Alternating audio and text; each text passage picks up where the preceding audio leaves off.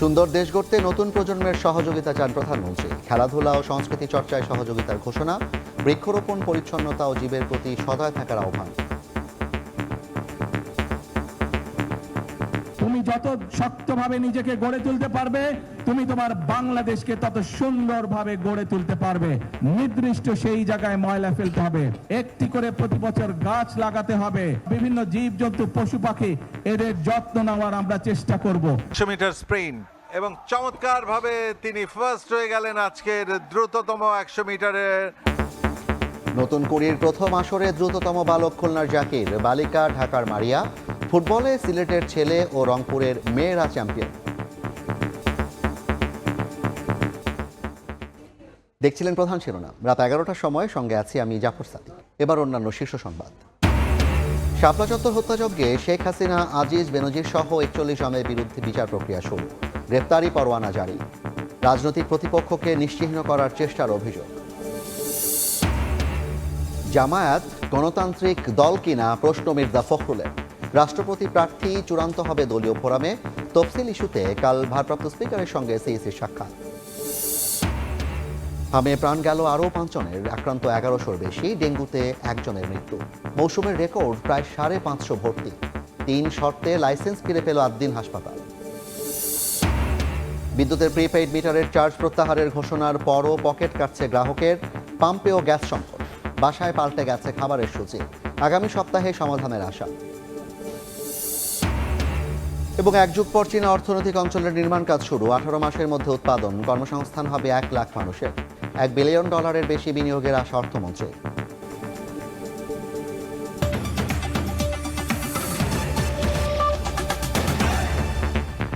সুন্দর দেশ গড়তে নতুন প্রজন্মের সহযোগিতা চান প্রধানমন্ত্রী। খেলাধুলা ও সংস্কৃতি চর্চায় শিশু কিশোরদের সহযোগিতার ঘোষণা দেন সরকার প্রধান। নতুন কুড়ি স্পোর্টসের সমাপনী অনুষ্ঠানে বৃক্ষরোপণ ও চারপাশ পরিচ্ছন্ন রাখার পাশাপাশি শিক্ষার্থীদের জীবের প্রতি সদয় থাকার আহ্বান জানান প্রধানমন্ত্রী। মিজানুর রহমানের ক্যামেরায় আহমেদ সালেহিনের রিপোর্ট। শ্রাবণের মেঘ ভেদ করে গগনবিদারী আওয়াজ স্টেডিয়াম জুড়ে। সরকার প্রধানের আগমনে বনানীর আর্মি স্টেডিয়ামের গ্যালারি জুড়ে উচ্ছ্বাস। নতুন কুড়ি স্পোর্টস 2025-26-এর সমাপনী ও পুরস্কার বিতরণী অনুষ্ঠানে যোগ দিয়ে ক্ষুদে শিক্ষার্থী এবং প্রতিযোগীদের সঙ্গে শুভেচ্ছা বিনিময় করেন প্রধানমন্ত্রী তারেক রহমান। পরে মাঠে বসে শিশু কিশোরদের বিভিন্ন প্রতিযোগিতা উপভোগ করেন সরকার প্রধান। সঙ্গে ছিলেন বেশ কয়েকজন মন্ত্রী, প্রতিমন্ত্রী ও 3 বাহিনীর প্রধান। শুরু হয়ে গেল 100 মিটার। প্রধান অতিথির বক্তব্যে সরকার প্রধান বলেন, শিশু কিশোররা আগামীর ভবিষ্যৎ। তারা নিজেদের সঠিকভাবে তৈরি করতে পারলে দেশ এগিয়ে যাবে। যারা প্যান্ডেলের নিচে বসে আছে, যারা গ্যালারিতে বসে আছে, তারা হচ্ছে বাংলাদেশের ভবিষ্যৎ। তুমি যত শক্তভাবে নিজেকে গড়ে তুলতে পারবে, তুমি তোমার বাংলাদেশকে তত সুন্দরভাবে গড়ে তুলতে পারবে। কি হলো, বাংলাদেশকে গড়ে তুলতে কে কে কাজ করবে? গ্যালারিতে যারা আছো, আমার সাথে আছো তোমরা? দেশকে পরিষ্কার পরিচ্ছন্ন রাখতে শিশু কিশোরদের প্রতি আহ্বান জানান প্রধানমন্ত্রী। একই সঙ্গে পরিবেশের ভারসাম্য রক্ষায় স্কুল, কলেজ ও বাড়ির আশেপাশে গাছ রোপণের আহ্বান জানান সরকার প্রধান। আমি তোমাদের সকলের কাছে যে সাহায্যটি চাই, তোমরা নিশ্চয়ই দেখেছো রাস্তা দিয়ে হেঁটে যাওয়ার সময় তোমার বাসার আশেপাশে অনেকে বিভিন্ন রকম ময়লা ফেলে যায়, বিভিন্ন রকম প্লাস্টিকের বোতল ফেলে যায়। এখন থেকে যদি এরকম কোনো দৃশ্য তোমাদের চোখে পড়ে, প্লিজ তোমরা তাকে বারণ করবে। দরকার হলে সেই ময়লাটি তোমরা তুলে নিয়ে গিয়ে যেইখানে ময়লা ফেলার জায়গা নির্দিষ্ট সেই জায়গায় ময়লা ফেলতে হবে। তোমার স্কুলের আশেপাশে হোক অথবা যেখানে তুমি সুবিধা মনে করো, সেইখানে একটি করে প্রতি বছর গাছ লাগাতে হবে। এই যে প্রকৃতির আল্লাহ দেওয়া বিভিন্ন জীবজন্তু পশু পাখি, এদের যত্ন নেওয়ার আমরা চেষ্টা করব। লেখাপড়ার পাশাপাশি খেলাধুলা ও সংস্কৃতি চর্চা বাড়াতে পরামর্শ দেন প্রধানমন্ত্রী। দেশ ছাড়িয়ে আন্তর্জাতিক অঙ্গনেও শিশু কিশোরদের অবদান রাখতে আহ্বান জানান তারেক রহমান। সঠিকভাবে তোমাদেরকে গড়ে তুলতে হবে। তোমাদের দিকে বাংলাদেশের ভবিষ্যৎ তাকিয়ে আছে। ইনশাআল্লাহ আমাদের বাচ্চারা যাতে আগামী দিনে আন্তর্জাতিক পর্যায়ের মাঠে জিতে ট্রফি বাংলাদেশে নিয়ে আসতে পারে, এটাই হোক আজকে আমাদের প্রত্যাশা, এটাই হোক আজকে আমাদের আশা। খেলাধুলার পাশাপাশি যে কোনো ইভেন্টে কেউ আগ্রহী হলে সরকার সেই সব শিশু কিশোরদের সহযোগিতা করবে বলেও আশ্বাস দেন প্রধানমন্ত্রী। স্টেডিয়ামে সাধারণের উপস্থিতি আর মাঠে খেলোয়াড়দের প্রতিযোগিতার মনোভাবই প্রমাণ করে পৃথিবীতে খেলা পছন্দ করেন না এমন মানুষ খুঁজে পাওয়া যায়। আর সেই খেলায় যদি হয় জীবন ধারণের ভরসা, তবে পরিবার পাবে আর্থিক সচ্ছলতা। তাই প্রধানমন্ত্রী বলছেন, এই খেলাকে যারা পেশা হিসেবে বেছে নেবেন তাদেরকে সহযোগিতা করবে তার সরকার। তাই শিশু কিশোরদের লেখাপড়ার পাশাপাশি খেলার প্রতি মনোযোগী হওয়ার আহ্বান জানালেন সরকার প্রধান। আহমেদ সালেহীন, সময় সংবাদ, ঢাকা। নতুন করে স্পোর্টসের দ্রুততম বালক হলেন খুলনা অঞ্চলের জাকির হোসেন, আর দ্রুততম বালিকার খেতাব জিতেছেন ঢাকা বিভাগের মারিয়া। বিকেলে ঢাকা আর্মি স্টেডিয়ামের ইভেন্টে সবাইকে পেছনে ফেলে নতুন কুড়ির প্রথম আসরে বাজিমাত করেন তারা। এর আগে বালক বিভাগের ফুটবলে চ্যাম্পিয়ন হয় সিলেট, আর বালিকা বিভাগে শিরোপা জিতেছে রংপুর অঞ্চল। মাঠে বসে খেলা উপভোগ করেন প্রধানমন্ত্রী তারেক রহমান। দুপুর গড়িয়ে বিকেল, আর্মি স্টেডিয়ামে তখন টান টান উত্তেজনা। ফুটবল ইভেন্ট শেষে সবার অপেক্ষা নতুন কুড়ি স্পোর্টসের প্রথম আসরের দ্রুততম বালক আর বালিকার জন্য। শুরুতেই বালিকা পর্ব, একে একে রেসিং পয়েন্টে হাজির হন সবাই। এরপর বাঁশি বাজতেই ভৌ দৌড়। 100 মিটার রেসে প্রাণপণ ছুটে ফিনিশিং লাইন টাচ করেন ঢাকা অঞ্চলের মারিয়া। তার সঙ্গে বাকি দুজনও ছিলেন খুব কাছাকাছি, কিন্তু চুল ছেঁড়া। বিশ্লেষণ শেষে দেখা যায় নতুন কুড়ির রানী মারিয়া। মাঠে বসেই পুরো রেস উপভোগ করেছেন প্রধানমন্ত্রী তারেক রহমান। সেই সঙ্গে স্প্রিন্টারকে কাছে ডেকে নেন তিনি, জানান শুভেচ্ছা। আমি একজন বড় অ্যাথলেটার হতে চাই আর দেশের জন্য গোল টানতে চাই। ভবিষ্যতের লক্ষ্য থাকবে আমি একজন বড় খেলোয়াড় হব, বাইরের দেশে খেলতে যাব এবং বাংলাদেশের নাম করব। এরপর শুরু হয় বালক বিভাগের তোড়ঝোড়। অল্প সময়ের মধ্যেই নতুন কুড়ির দ্রুততম বালক খুঁজে পান আয়োজকরা। সবাইকে যোজন যোজন পেছনে ফেলে আনন্দে ভাসেন খুলনার জাকির হোসেন। তাকে অভিনন্দন জানান প্রধানমন্ত্রী। এছাড়া দাবা, ক্রিকেট, তাইকোয়ান্দো ডিসিপ্লিনের জয়ীদের হাতেও পুরস্কার তুলে দেন সরকার প্রধান। এর আগে ফুটবল ম্যাচ চলাকালীন আর্মি স্টেডিয়ামে আসেন প্রধানমন্ত্রী। সঙ্গে ছিলেন যুব ও ক্রীড়া প্রতিমন্ত্রী আমিনুল হক সহ মন্ত্রী পরিষদের অন্যান্য সদস্যরা। মাঠে বসে বালিকা ফুটবলের ফাইনাল ম্যাচ উপভোগ করেন তিনি, যেখানে রাজশাহীর বিপক্ষে 4-0 গোলের দাপুটে জয় তুলে নেয় রংপুর নারী দল। আর বালক বিভাগে চ্যাম্পিয়ন সিলেট অঞ্চল। ময়মনসিংহকে 1-0 গোলে হারায় তারা। অসংখ্য ধন্যবাদ জানাতে চাই মাননীয় প্রধানমন্ত্রী এবং ক্রীড়া মন্ত্রণালয়ের মন্ত্রীকে। তারেক জিয়া স্যার যে সিলেট গিয়ে উদ্বোধন করছে, আমরা চাই কেন আমরা আমরা আশা নিয়ে একবারে আইসি সিলেট থেকে। আলহামদুলিল্লাহ আমরা এখন যাইতেছি এখান থেকে। দল যে চ্যাম্পিয়ন হয়েছে এটা অনেক আনন্দের বিষয়, অনেক খুশির বিষয় যে দল চ্যাম্পিয়ন হয়েছে। নতুন কুড়ির মাধ্যমে ইলেকট্রনিক ডিভাইস ও মাদক থেকে দূরে থাকবে কিশোর কিশোরীরা। ভবিষ্যতে অলিম্পিক কিংবা এশিয়ান গেমসে বাংলাদেশের জন্য পদক নিয়ে আসবে নতুন কুড়ি থেকে উঠে আসা খেলোয়াড়রা, এমন প্রত্যাশাই যুব ও ক্রীড়া প্রতিমন্ত্রীর। এই নতুন কুড়ি থেকে বের হয়ে আসা বিভিন্ন ইভেন্টের অনেকেই অলিম্পিকের মতো সর্বোচ্চ আসরে ইনশাআল্লাহ অংশগ্রহণ করবে। নতুন করে স্পোর্টসের আগামী আসরে বাড়ছে ইভেন্ট সংখ্যাও। সেই সঙ্গে ইউনিয়ন পর্যায় থেকেও করা হবে খেলোয়াড় অন্বেষণ। উপজেলা, জেলা, বিভাগীয় পর্যায় প্রায় 4 মাস প্রতিযোগিতার পর জাতীয় পর্যায়ে এসেছে এইসব অ্যাথলেটরা। তবে তাদের স্বপ্ন, এখানেই তারা থেমে থাকতে চান না।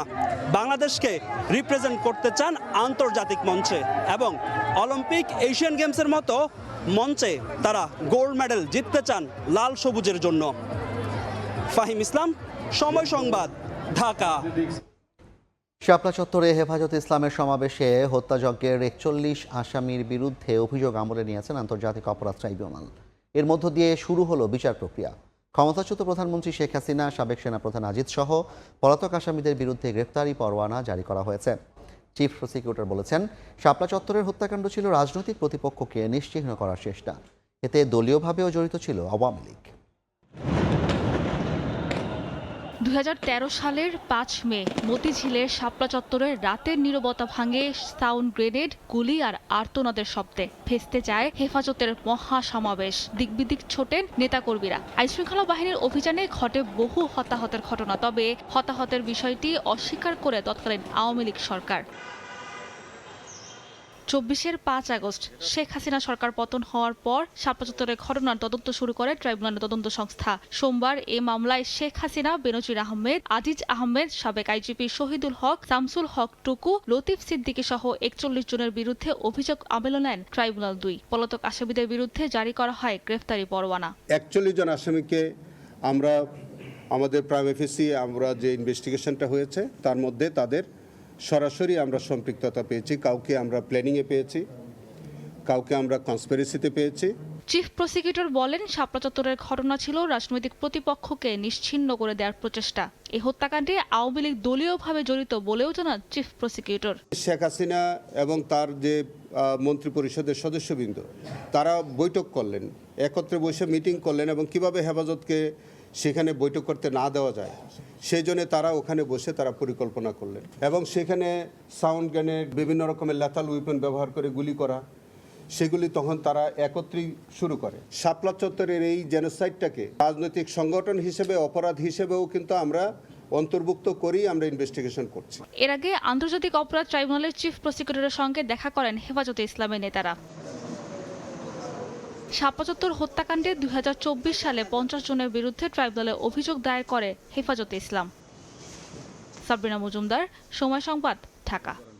জ্ঞানের অভাবে বিএনপিকে ফ্যাসিবাদী দল বলছে বিরোধী দল। জামায়াত গণতান্ত্রিক দল কিনা এমন প্রশ্নও তোলেন বিএনপি মহাসচিব ও স্থানীয় সরকার মন্ত্রী মির্জা ফখরুল ইসলাম আলমগীর। বলেন, পরবর্তী রাষ্ট্রপতি প্রার্থী চূড়ান্ত হবে দলীয় ফোরামে। তৃণমূলে উন্নয়ন নিশ্চিতে কাজ করছে পল্লী উন্নয়ন। কার্যক্রম ত্বরান্বিত করতে এবার রংপুরে চালু হলো পল্লী উন্নয়ন বোর্ডের বিভাগীয় কার্যালয়। সোমবার নবনির্মিত ভবন উদ্বোধন করেন স্থানীয় সরকার, পল্লী উন্নয়ন ও সমবায় মন্ত্রী। পরে প্রধান অতিথির বক্তব্যে সমসাময়িক রাজনৈতিক প্রসঙ্গে কথা বলেন মির্জা ফখরুল ইসলাম আলমগীর। জানান, সংবিধান অনুযায়ী যথাসময়ে হবে রাষ্ট্রপতি নির্বাচন। প্রার্থীর বিষয়ে সিদ্ধান্ত নেওয়া হবে দলীয় ফোরামে। আর স্থানীয় নির্বাচন শুরু হবে চলতি বছরের শেষে বা আগামী বছরের শুরুতে। যথাসময়ে রাষ্ট্রপতি নির্বাচন হবে এবং দল সিদ্ধান্ত নেবে কাকে সেখানে মনোনয়ন দেওয়া হবে।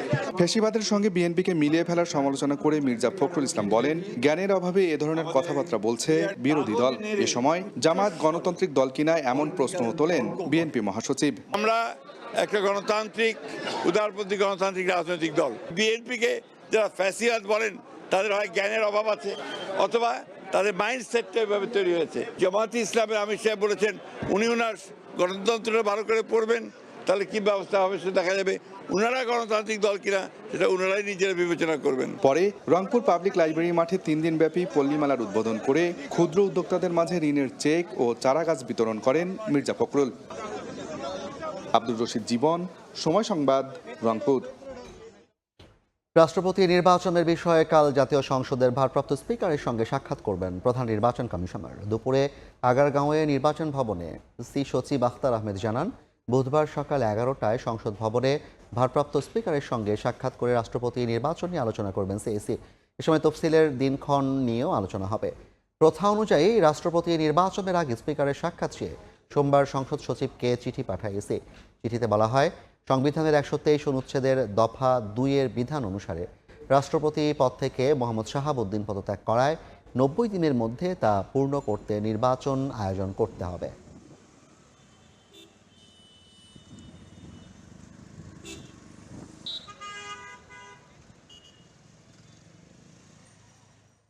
নির্বাচন কমিশন মহামান্য রাষ্ট্রপতির নির্বাচনের বিষয়ে আলোচনা করার জন্য মাননীয় স্পিকার মহোদয়ের সাথে সাক্ষাৎ করবেন।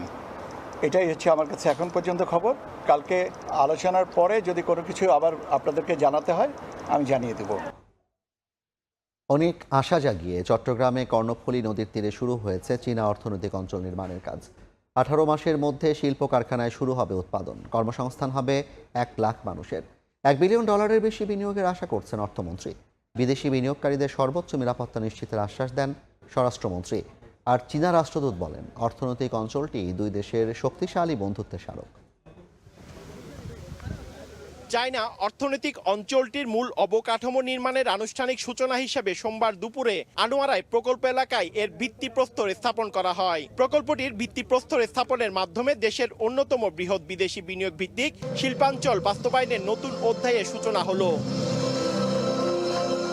কর্ণফুলী নদীর মোহনায় আনোয়ারার বেলচুরা এলাকায় প্রায় 800 একর জমির ওপর গড়ে উঠবে অর্থনৈতিক ও শিল্পাঞ্চল। টানেল থেকে মাত্র 4 কিলোমিটার দূরে অবস্থিত প্রকল্পটির অবকাঠামো উন্নয়নে ব্যয় ধরা হয়েছে 4,189 কোটি 46 লাখ টাকা।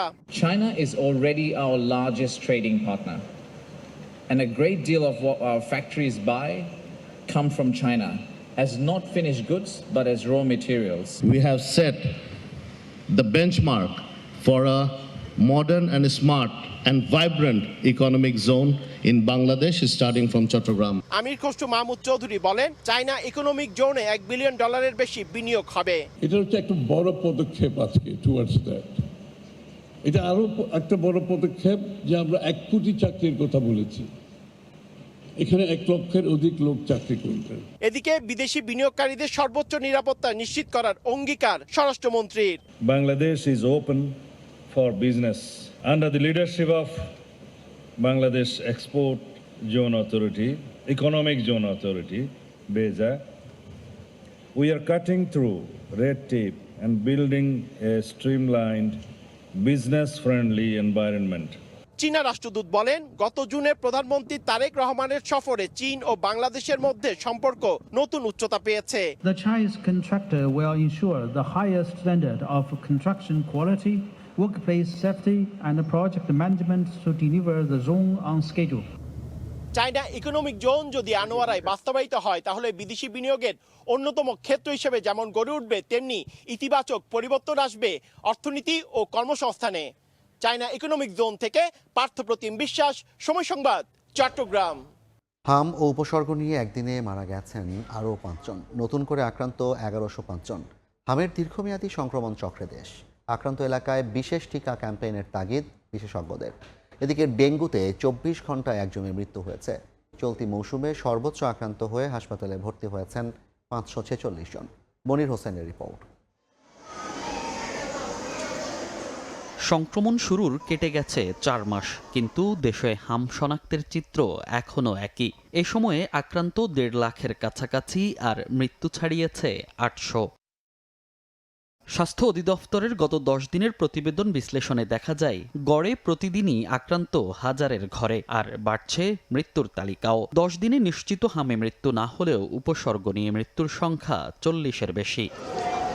এদিকে হামে আক্রান্তদের দীর্ঘমেয়াদী জটিলতার শঙ্কা দেখছেন চিকিৎসকরা। হামে শ্বাসকষ্টের মানেই শুধু নিউমোনিয়া নয়, যদি কখনো শ্বাসকষ্টের সাথে দেখা যাচ্ছে কাশি হচ্ছে এবং কোনোভাবেই সে কাশিটা কমছে না এবং অক্সিজেন ফল করে যাচ্ছে, আমাদের হার্ট ইনফেকশনও চিন্তা করতে হবে। জনস্বাস্থ্য বিশেষজ্ঞের মতে হামের দীর্ঘমেয়াদী সংক্রমণ চক্রে পড়ে গেছে দেশ। বলেন, হামের ঝুঁকিপূর্ণ জনগোষ্ঠী বেড়ে যাওয়ায় বাড়ছে আক্রান্ত ও মৃত্যুর সংখ্যা। আমাদের ঝুঁকিপূর্ণ জনগোষ্ঠী বেড়ে গেছে, টিকা তার ধারে কাছেও নেই, সেই কারণে এত দীর্ঘদিন ধরে হাম হয়ে আসছে এবং হামের মৃত্যু হচ্ছে। যেখান থেকে রুগী আসতেছে সেই এলাকাগুলোতে বিশেষ টিকা ক্যাম্পেইন করা, এটা যদি করা যেত তাহলে হয়তোবা এটা সংক্রমণটা একটা প্রতিরোধ করার সুযোগ সৃষ্টি হতো। পাশাপাশি সারা দেশে হামের টিকাদান ক্যাম্পেইনের সাফল্য নিয়েও জরিপ করার পরামর্শ বিশেষজ্ঞদের। মনির হোসেন, সময় সংবাদ, ঢাকা। 3 শর্তে লাইসেন্স ফিরে পেল রাজধানীর আদ্দিন মেডিকেল কলেজ হাসপাতাল। স্বাস্থ্য অধিদপ্তর জানিয়েছে, সব পর্যালোচনা করে লাইসেন্স পুনর্বহালের সিদ্ধান্ত নেওয়া হয়েছে। তবে নবজাতক ও মাতৃসেবায় নিরাপত্তা নিশ্চিত করা, ঘটনায় দায়ীদের বিরুদ্ধে ব্যবস্থা গ্রহণ এবং স্বাস্থ্য অধিদপ্তরের নিয়মিত তদারকি ও নির্দেশনা কঠোরভাবে অনুসরণ করতে হবে হাসপাতালটিকে। এই শর্তের কোনোটি লঙ্ঘন হলে লাইসেন্স আবারও স্থগিত বা বাতিল করা হতে পারে। গত জুনে হাসপাতালটিতে 6 নবজাতকের মৃত্যুর ঘটনায় হাসপাতালটির লাইসেন্স বাতিল করে স্বাস্থ্য অধিদপ্তর।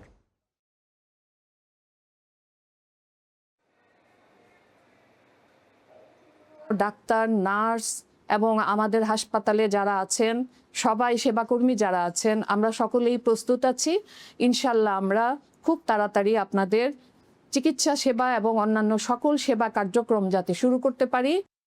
আগামী অক্টোবর বা নভেম্বরের মধ্যে রূপপুর পারমাণবিক বিদ্যুৎ কেন্দ্র চালু হতে পারে বলে জানিয়েছেন বিদ্যুৎ ও জ্বালানি মন্ত্রী ইকবাল হাসান মাহমুদ। সন্ধ্যায় রাজধানীর গুলশানে এক আলোচনা সভায় একথা বলেন তিনি। বলেন, নবায়নযোগ্য জ্বালানিতে আগামী 5 বছরে 10,000 মেগাওয়াট বিদ্যুৎ উৎপাদনের লক্ষ্য নির্ধারণ করেছে সরকার। We have recently declared a policy of renewable energy, and our government target is 10,000 megawatt in these 5 years. The last government left behind 56,000 crore taka unpaid. Plus, and we are also paying daily bills, and these are based basically on the subsidy. I think trial and error and nuclear power, it will come around October, November. বিদ্যুতের prepaid মিটারের অতিরিক্ত অর্থ প্রত্যাহারের কথা বলা হলেও টাকা কাটছে আগের মতোই।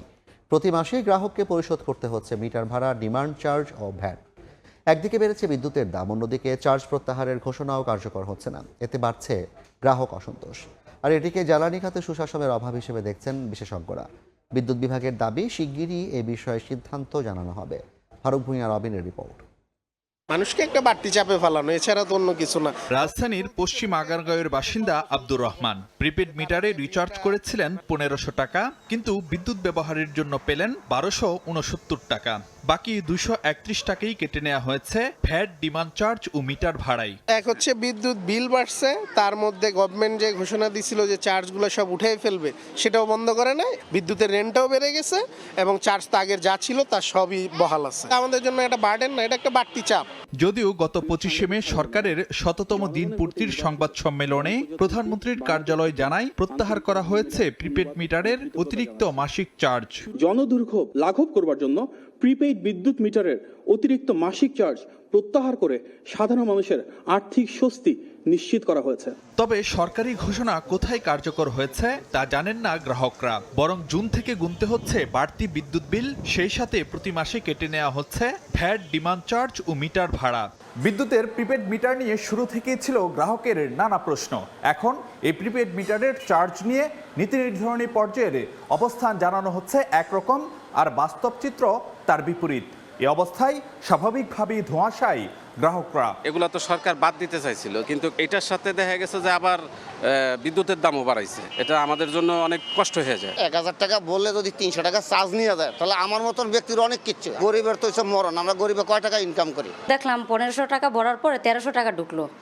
এরকম হলে তো হয় না, একটা বল একটা করে আরেকটা, তাহলে আমাদের জন্য তো খুব টাফ এগুলা। আমরা যে টাকা ইনকাম করতেছি তার থেকে দ্বিগুণ খরচ বাড়াচ্ছে তারা। সারা বছর আমার যুগ যায়, আমার বাপের যুগ যেতেছে, আমার পোলার যুগ যাবে, তাও তারা এই বিল, মিটারের বিল নিবেই কেন রে ভাই?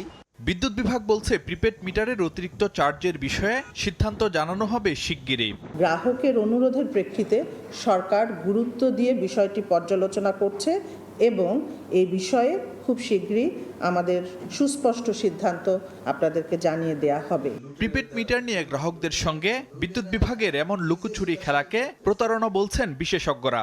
সরকারের আদেশ প্রতিপালন না হওয়া, এটা তো একটা বড় ধরনের প্রশাসনিক বিপর্যয় এবং এটা একটা সুশাসন সংকটের ভয়াবহ সংকটের আলামত। সুতরাং এটাকে কোনোভাবেই খাটো করে দেখা যায় না। দেশে বর্তমানে বিদ্যুতের ৫ কোটির বেশি গ্রাহকের মধ্যে প্রিপেড মিটারের আওতায় এসেছেন ৮৭,৫০,০০০ গ্রাহক। ফারুক ভূঁইয়া, রবিন, সময় সংবাদ, ঢাকা। গ্যাসের সংকট কাটছেই না, দিন যতই গড়াচ্ছে ততই বাড়ছে ভোগান্তি। পাম্পে দীর্ঘ অপেক্ষার ভোগান্তির পরও চাহিদা মতো মিলছে না গ্যাস। অনেক এলাকায় বাসাবাড়িতে জ্বলছে না চুলা। এদিকে জ্বালানি প্রতিমন্ত্রী জানিয়েছেন, সমাধানের জন্য অপেক্ষা করতে হবে আগামী সপ্তাহ পর্যন্ত। দুপুর গড়িয়ে গেলেও লাইনে গ্যাস নেই। পরিবারের মুখে খাবার তুলতে রান্না করা হচ্ছে ইলেকট্রিকের চুলায়, কিন্তু গ্যাসের সংযোগ ও ইলেকট্রিকের চুলা দুটোর বিলি টানতে হচ্ছে রাজধানীর মগবাজারের এই পরিবারটিকে। চূড়ান্ত মাত্রায় খারাপ, মানে আমরা মনে হয় গ্যাসের চুলাটা টাচও করতে পারি নাই। প্রত্যেক মাসে তো প্রায় ২,০০০ টাকার মতো আমাদের লাইনের বিল দেওয়া হচ্ছে, আবার ইলেকট্রিক, এটা আমাদের এক্সট্রা একটা খরচ। গ্যাস সংকটের ভোগান্তিতে রাজধানীর সিএনজি পাম্পগুলো, ফিলিং স্টেশনের বাইরে সড়কে যানবাহনের লম্বা লাইন, ঘন্টার পর ঘন্টা দাঁড়িয়ে থাকা স্থবির আয়ের চাকাও। গাড়ির জমা ও পরিবারের ভরণ পোষণ নিয়ে দুশ্চিন্তায় পড়েছেন সিএনজি অটোরিকশা চালক সহ পরিবহন নির্ভর সবাই। গ্যাসের সংকট আমি গাড়ি চালাইতে পারি না, জমা ফুল দিতে হয়, মালিকের তা দিয়েটি আমার থাকে না। সারাদিন চলবে না, এতে দেখা যাচ্ছে যে ২টা-৩টা পর্যন্ত চলবে। গ্যাসের সমস্যা প্রায় 3 ঘন্টা 4 ঘন্টার মতো লাইনে ছিল। রাজধানীতে সংবাদ সম্মেলনে সিএনজি ফিলিং স্টেশন মালিক সমিতি জানায়, বেশিরভাগ স্টেশনেই মিলছে না গ্যাসের চাপ। কোথাও কোথাও একেবারেই পাচ্ছে না, আবার রাতের বেলা পাচ্ছে। কখনো কখনো রাতের বেলা হয়তো বা কিছু স্টেশনে 1-2 পিএসআই পাচ্ছে, তখন শুধু মেশিনগুলি চলতে পারতেছে, তখন ডেলিভারি দিতে পারছে। তবে আগামী সপ্তাহে গ্যাসের এই সংকট কাটবে বলে জানিয়েছেন জ্বালানি প্রতিমন্ত্রী। সচিবালয় সংবাদ সম্মেলনে তিনি বলেন, দীর্ঘমেয়াদী সমাধানের পরিকল্পনা করছে সরকার। আমরা আশা করছি গ্যাস সাপ্লাইটা আগামী সপ্তাহ থেকে সংকট কিছুটা কাটা শুরু করবে ইনশাল্লাহ। 280 থেকে 300 মিলিয়ন ঘনফুট পার ডে তারা ন্যাশনাল গ্রিডে সাপ্লাই করতে সমর্থ হবে বলে আমরা আশা করছি। আগামী সপ্তাহে যদি 50% তারা সাপ্লাই রিস্টোর করতে পারে, তারপরের সপ্তাহে ইনশাল্লাহ 100% তারা রিস্টোর করতে পারবে। এছাড়া 1 বছরের মধ্যে ভোলার উদ্ধৃত গ্যাস দেশের শিল্প কারখানায় সরবরাহের উদ্যোগ নেওয়া হয়েছে বলেও জানান প্রতিমন্ত্রী। আসিফ মোহাম্মদ সিয়াম, সময় সংবাদ, ঢাকা। কাফরুল থানা যুব দলের সদস্য সচিব হাফিজুল ইসলাম বাবুর সঙ্গে বিরোধ একই থানার স্বেচ্ছাসেবক দলের যুগ্ম আহ্বায়ক হাফিজুর রহমান ওরফে সিএনজি হাফিজের। এরই অংশ হিসেবে বাবুকে হত্যার পরিকল্পনা করে সে। 25 লাখ টাকার চুক্তিতে ভাড়া করে পেশাদার খুনি। পরিকল্পনা মতো কিলিং মিশনে অংশ নেয় 4 অস্ত্রধারী সহ 11 জন। বাবু প্রাণে বেঁচে গেলেও নিহত হন এক যুবদল কর্মী। এ ঘটনায় আরও 7 জনকে গ্রেফতার করেছে গোয়েন্দা পুলিশ। 24 জুলাই রাত 11:30টা মিরপুর শেরেবাংলা সরকারি প্রাথমিক বিদ্যালয়ের গেটের সামনে আড্ডা দিচ্ছিলেন কাফরুল থানা যুবদলের সদস্য সচিব হাফিজুল ইসলাম বাবু সহ কয়েকজন। হঠাৎ অস্ত্রধারীরা এসে তাদের লক্ষ্য করে কয়েক রাউন্ড গুলি চালায়। ভাগ্যক্রমে বাবু বেঁচে গেলেও মারা যান যুবদল কর্মী ইউসুফ ব্যাপারী। গুলিবিদ্ধ হন 2 জন। হামলার পর অস্ত্রধারী এক হামলাকারীকে আটক করে পুলিশে দেন স্থানীয়রা। তাকে জিজ্ঞাসাবাদে বেরিয়ে আসে হামলার কারণ ও জড়িতদের নাম। পরে অভিযান চালিয়ে 7 জনকে গ্রেফতার করে ঢাকা মহানগর গোয়েন্দা পুলিশ। সোমবার ডিএমপি মিডিয়া সেন্টারে ব্রিফিংয়ে কর্মকর্তারা জানান, ময়লা টেন্ডার, ফুটপাত দখল ও ডিশ বাণিজ্য নিয়ে দীর্ঘদিন ধরে চলে আসা বিরোধের জেরে যুবদল নেতা হাফিজুল ইসলাম বাবুকে হত্যার ছক কষেন কাফরুল থানা স্বেচ্ছাসেবক দলের যুগ্ম আহ্বায়ক হাফিজুর রহমান ওরফে সিএনজি হাফিজ। কিছু জমি জমা দখল, ফুটবল দখল, এগুলো নিয়ে বিরোধ আমরা প্রাথমিকভাবে যেটা জেনেছি। এবং যে হাফিজের কথা বললেন, যে সিএনজি হাফিজ, এটার সঙ্গে জড়িত আমাদের যে 7 জন ধরা আছে, 7 জনই এটা স্বীকার করেছে যে তাদেরকে কে কোথা থেকে ভাড়া করেছে। এবং আরও কিছু প্রমাণ পেয়েছি আমরা, হোটেলে যে নিয়ে এসে রাখা আছে, হোটেলকে বুক করেছে, তারপর ওখানে কিছু টাকা পয়সার লেনদেন হয়েছে। পুলিশ জানায়, বাবুকে হত্যা করতে 25 লাখ টাকার চুক্তিতে পেশাদার খুনিদের ভাড়া করে সিএনজি হাফিজ। এরপর কিলিং মিশনে অংশ নেয় 4 অস্ত্রধারী সহ 11 জন। প্রাথমিকভাবে জানা গেছে যে 25 লাখ টাকায় চুক্তি হয়েছে। যে ঘটনা ঘটেছে এবং যাকে টার্গেট করা হয়েছিল, 2 জনের রাজনৈতিক পরিচয় আছে। রাজনৈতিক ব্র্যান্ডিংয়ে সন্ত্রাসী কর্মকাণ্ড করবে, এটা আমরা বরদাস্ত করব না। হত্যাকাণ্ডে ব্যবহৃত অস্ত্র উদ্ধার এবং সিএনজি হাফিজ সহ বাকি আসামিদের গ্রেফতারে অভিযান চলছে বলে জানিয়েছে পুলিশ। ডিবি পুলিশ গ্রেফতার করে। ওয়ালিউল সাকিব, সময় সংবাদ, ঢাকা। নারী শিক্ষার্থীকে প্রেম নিবেদনের জেরে রাজশাহী বিশ্ববিদ্যালয়ে পাল্টাপাল্টি মারধরের ঘটনা ঘটেছে। এতে আহত হয়েছেন কয়েকজন। শিক্ষার্থীরা জানান, রোববার বিকেলে সংস্কৃত বিভাগের এক ছাত্রীকে উত্ত্যক্তের অভিযোগ ওঠে একই বিভাগের মহসিন আলমের বিরুদ্ধে। সকালে প্রক্টরের কক্ষে নিয়ে বৈঠক হয়। এ সময় মহসিনের পক্ষ নিয়ে কথা বলেন শিক্ষার্থী আনাস। রাকসু জিএস সালাউদ্দিন আম্মার আনাসকে ছাত্রলীগ কর্মী আখ্যা দিয়ে থানায় সোপর্দের সুপারিশ করেন। তবে মামলার বাদী না থাকায় আনাসকে ছেড়ে দেয় প্রক্টর অফিস। এ সময় ছাত্র শিবির নেতাকর্মীরা আম্মারের পক্ষে অবস্থান নেয়। রাকসু নেতাদের দাবি, আনাস সহ কয়েকজন তাদের উপর হামলা চালায়। পরে রাকসু ও শিবির নেতাদের বিরুদ্ধে লাইব্রেরিতে ঢুকে আনাস সহ কয়েকজনকে বেধড়ক মারধরের অভিযোগ ওঠে। আহত শিক্ষার্থীদের পুলিশ উদ্ধার করে হাসপাতালে নিতে গেলে শিবির কর্মীদের বিরুদ্ধে বাধা দেওয়ারও অভিযোগ ওঠে। এছাড়াও রাকসু ও শিবির নেতারা বিশ্ববিদ্যালয় প্রশাসন ভবনে প্রশাসনের সঙ্গে বৈঠক করে ওই 3 শিক্ষার্থীর বিরুদ্ধে ব্যবস্থা নেওয়ার দাবি জানিয়েছেন। উত্তেজনা নিরসনে ক্যাম্পাসে মোতায়েন রয়েছে অতিরিক্ত পুলিশ সদস্য। অবিলম্বে আন্দোলনকারীদের বিরুদ্ধে মামলা প্রত্যাহার না করা হলে কাল থেকে ফের রাজপথে নামার হুঁশিয়ারি দিয়েছে ভারতের ককরোচ জনতা পার্টি। সিজেপির দাবি, মোদী সরকার তাদের সঙ্গে হওয়া সমঝোতা ভঙ্গ করেছে। এদিকে ধর্মেন্দ্র প্রধানকে ঘিরে ভারতের লোকসভায় বিজেপি কংগ্রেসের উত্তেজনার সৃষ্টি হয়। বিজেপির একাংশের দাবি, কোনো অপরাধ ছাড়াই, অভিযোগ ছাড়াই পদত্যাগ করার নজির করেছেন ধর্মেন্দ্র প্রধান। ভারতে ককরোচ জনতা পার্টির নেতৃত্বে কেন্দ্রীয় শিক্ষামন্ত্রী ধর্মেন্দ্র প্রধানের বিরুদ্ধে শুরু হওয়া আন্দোলন যেন শেষ হয়েও হলো না শেষ। শিক্ষার্থীদের কর্মসূচি ঘিরে কেন্দ্র সরকারের সঙ্গে হওয়া সমঝোতা বাস্তবায়ন না হওয়ার অভিযোগ তুলেছে ককরোচ জনতা পার্টি সিজেপি। সংগঠনটির দাবি, আন্দোলনে অংশ নেওয়া কোনো শিক্ষার্থী বা সমর্থকের বিরুদ্ধে শাস্তিমূলক ব্যবস্থা নেওয়া থেকে সরকার বিরত থাকার কথা দিয়েছিল। কিন্তু সেই প্রতিশ্রুতি ভেঙে আসাম, পশ্চিমবঙ্গ ও বিহার সহ বিভিন্ন রাজ্যে আন্দোলনকারীদের বিরুদ্ধে গ্রেফতার, আটক ও হয়রানি করা হচ্ছে।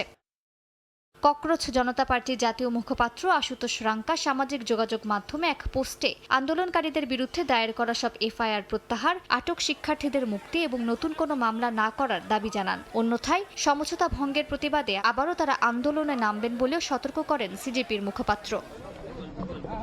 এদিকে এনইইটি প্রশ্ন ফাঁসের জেরে শিক্ষামন্ত্রীর পদ ছাড়া দুদিন পর সোমবার সংসদে পৌঁছান ধর্মেন্দ্র প্রধান। এ সময় বিজেপি ও এনডিএর সংসদ সদস্যরা ফুল, উত্তরীয় ও ঐতিহ্যবাহী টুপি পরিয়ে সাবেক এই মন্ত্রীর প্রতি সংহতি প্রকাশ করেন। কংগ্রেসের সদস্যরা এই ঘটনার সমালোচনা করে বলেন, বিলকিস বান্নুর ধর্ষণ মামলা দণ্ডিতদের ক্ষেত্রেও তারা এই একই কাজই করেছিল, এটিই তাদের অভ্যাস।